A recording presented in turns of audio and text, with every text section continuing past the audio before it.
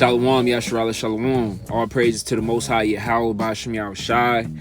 I'm going to get right into the video. I want to debunk the aspect of the lunar Sabbath. Reason being is because, as y'all know, according to Israel, throughout all the different congregations, for the most part, brothers and sisters believe in two different Sabbaths. And what I mean by that is you have a group of brothers, myself included, the brothers I congregate with, who believe that the weekly Shabbat, it starts Friday sundown all the way through Saturday sundown, right? But you have other brothers from different camps. One camp being GMS, another being Sakari. I'm sure there's other camps. They follow what's called a lunar Sabbath. And for those of y'all who aren't familiar with the lunar Sabbath goes off the coming of the new moon each and every month. This is actually a screenshot from the video from the brother Tribe of Judah Teach. For those of y'all who haven't seen this video, I recommend you watch it. He also breaks down in different ways why the lunar Sabbath is incorrect. But this is something that I have found throughout my studies that you can easily prove that the lunar Sabbath is not the weekly Sabbath. So this is the lunar calendar, right? And as you can see on the right side, you have the days highlighted, which would be new moon days, which would be a Shabbat day throughout the month, according to that doctrine. So the first day is the new moon, because that's when the day comes in. Then 7 days following on the 8th, 7 days after that, the 15th, 7 days after that, the 22nd. And then some brothers have that 29th day, which would be a Sabbath, and then the new moon comes in. So basically, y'all brothers understand that the new moon doesn't come in on the exact same day each and every month. Meaning what? If the new moon came in on a so-called Wednesday evening, right, for this month, which is the 8th month, next month, more than likely, it would come in either a Thursday night or a Friday night based off the cycle of the new moon, because the new moon typically comes in every 29 days, right? So according to this doctrine, this is when you keep the Shabbat.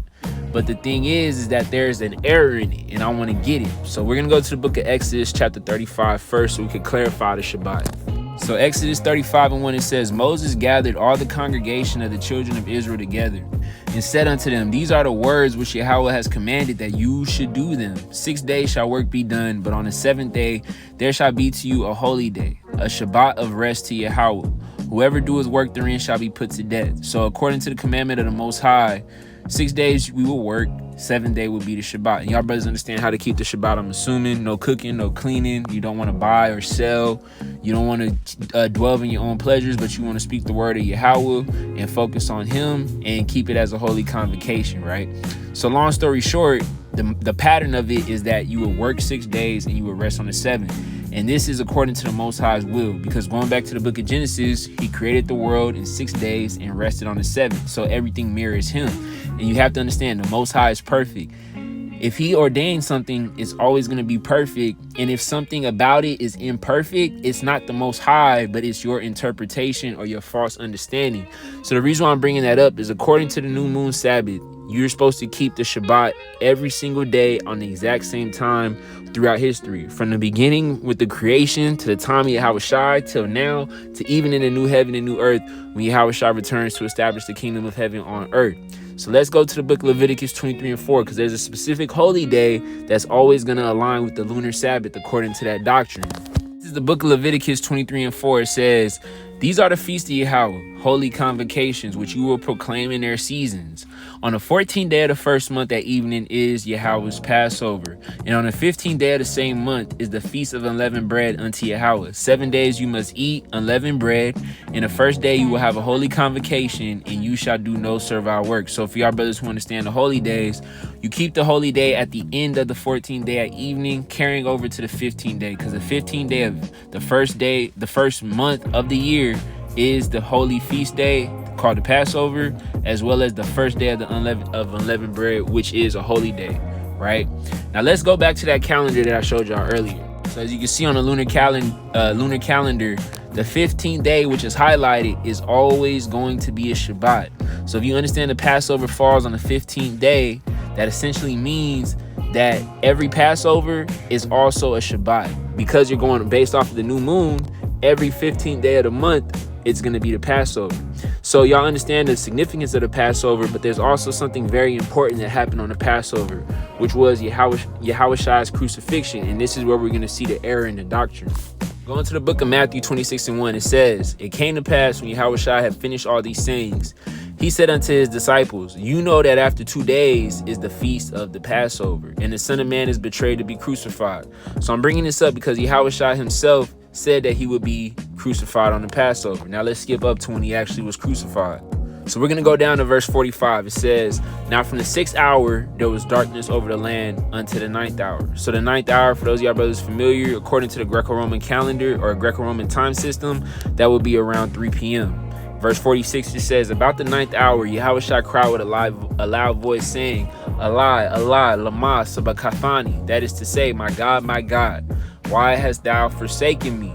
Some of them that stood there, when they heard that, said, this man calleth for Elias. And straightway one of them ran and took a sponge and filled it with vinegar and put it on a reed and gave him to drink. The rest said, let us see whether Elias will come to save him.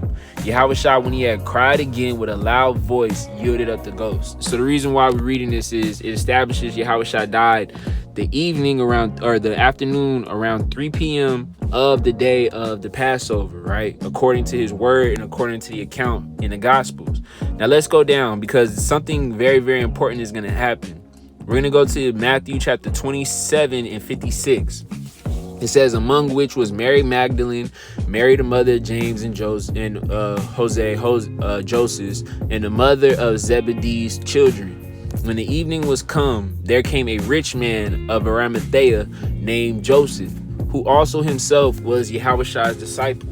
He went to Pilate and begged the body of Yahushua. Then Pilate commanded the body to be delivered. And when Joseph had taken the body, he wrapped it in a clean linen cloth and laid it in his own new tombstone, which he had hewn out in the rock. And he rolled a great stone to the door of the sepulchre and departed. And there was Mary Magdalene and the other Mary sitting over against the sepulchre. So long story short, Joseph came to take Yahushua's body so he could bury it, right? Following the law. And it says, verse 62, now the next day, meaning the day after he died and his body was buried, that followed the day of the preparation, the chief priests and the Pharisees came together unto Pilate, saying, Sir, remember that the deceiver said while he was yet alive, after 3 days I will rise again. Command therefore that the sepulchre be made sure unto the 3rd day, lest his disciples come by night and steal him away, and say unto the people, he is risen from the dead. So the last error shall be worse than the first. Pilate said unto them, you have ye watch, go your way, make it sure as you can. So they went and made the sepulchre sure, sealing the stone and setting a watch. So long story short, the Pharisees, the high priest, they wanted to make sure that the disciples wouldn't come because they obviously believed that Yahushua wasn't going to be resurrected. But the thing is that what day did they do this on?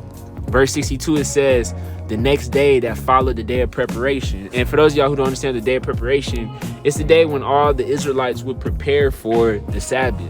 Typically, they would cook, they would clean, they would get all their household tasks done because the next day they knew that they couldn't do any work.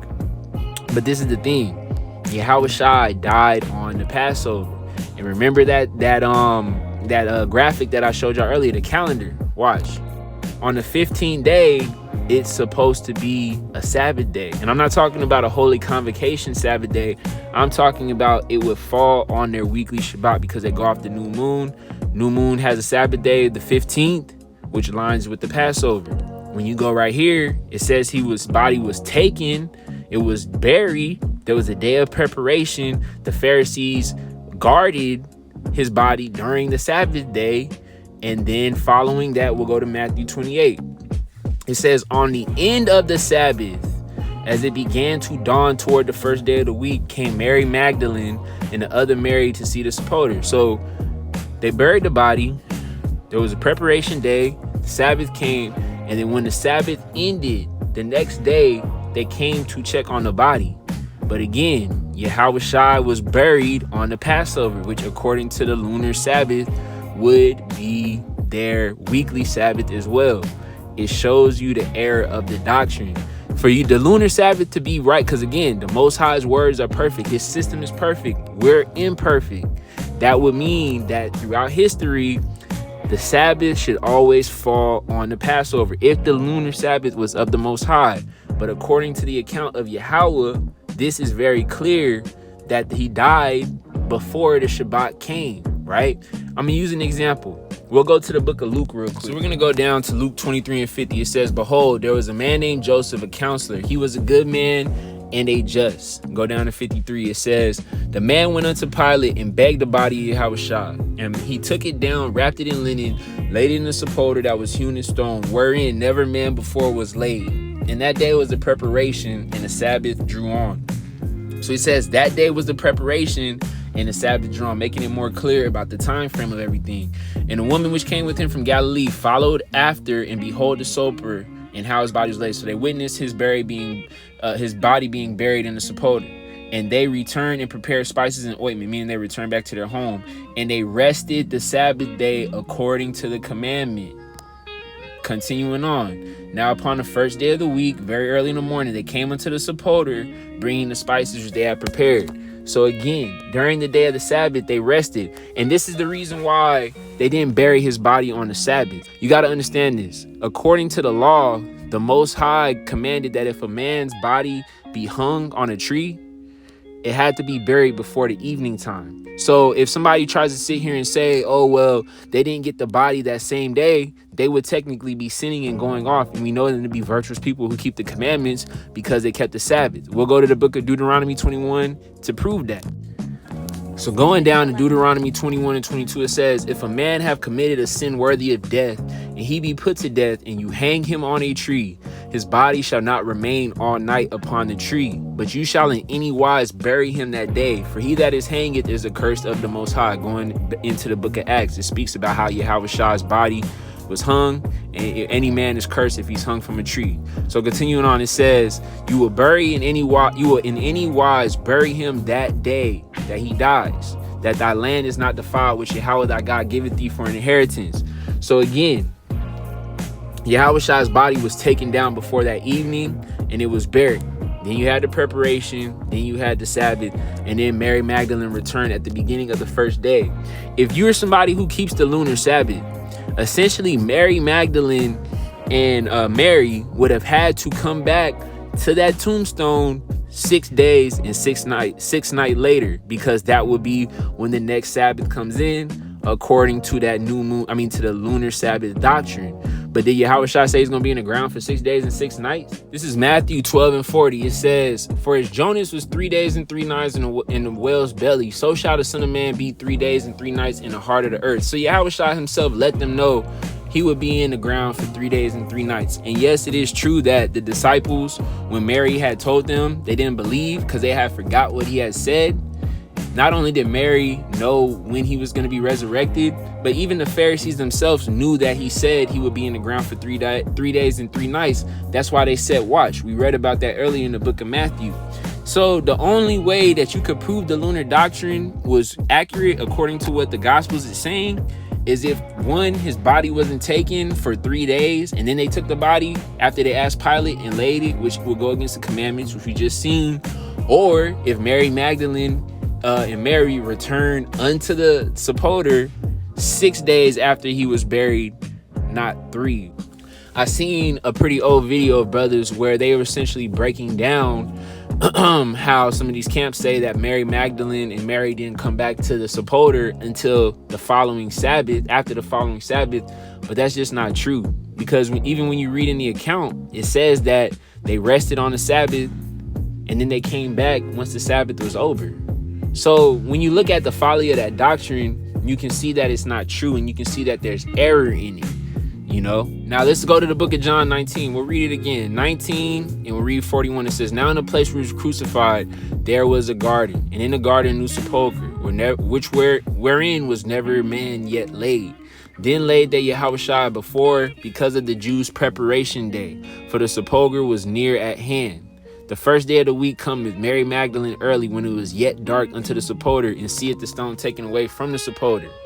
So long story short, just to reiterate this, he died before the Sabbath, and then they came after the Sabbath. So the reason why I brought this up is you have to understand that the lunar Sabbath is incorrect, because if that was the case, Yahushua would have died on the Sabbath, not before the Sabbath, and then they would have came to see his body a full week later, because they came after the Sabbath was over. which wouldn't make any sense if the Passover was also the weekly Sabbath. So the reason why I'm bringing this up again is for those of you brothers who are confused and don't understand when the true Sabbath is. It's on that Friday to Saturday sundown. It's a weekly Sabbath. It's not the lunar Sabbath. That's a man-made doctrine. Otherwise, the word would have confirmed it in all accounts, which it doesn't. And the other reason why I'm bringing this up is because y'all brothers need to remember this one thing. This is 2 Timothy 2:15. It says, study to show yourself approved unto the Most High, a workman that needed not to be ashamed, rightly dividing the word of truth. And I bring this up because, you know, if you follow the lunar Sabbath, you're in error. And also, if you don't keep that holy the Shabbat holy, you're going off. And if you know these things, because it's one thing if you've been deceived, if you were following after your elder, your teacher, whatever, you thought that was a Sabbath, and then now you realize it's wrong, you change it. But it's a whole nother thing if you knew that was the Sabbath. If you thought that was the Sabbath, you were corrected, and in your pride, you still continue to keep the lunar Sabbath. You're going in error, and you're going against the will of the Most High. And you understand how important the Shabbat is and when to keep it, that if you keep it wrong, you're blatantly going off and going after your own will. And it also shows you that you have certain camps who proclaim to have 100% truth, camps like Great Millstone, but yet they're keeping the Shabbat in error. That lets you know that just because somebody's in the faith for a very long time and you see them doing the work and you think that they're right about everything, that they can be wrong about something so small and minute, and it disproves the things that they say, and that they might be in pride and they might be on a high horse. So that's why it's very important for y'all brothers to study to show yourself approved and prove all things that the scripture is saying, and understand that you can't always go off of the word of a man, but through your studies you have to look and verify everything for yourself. So I want to give our praise to the Most High Yahweh by Shem Yahweh Shai. Lord willing, this lesson was edifying. I'll catch y'all in the next video.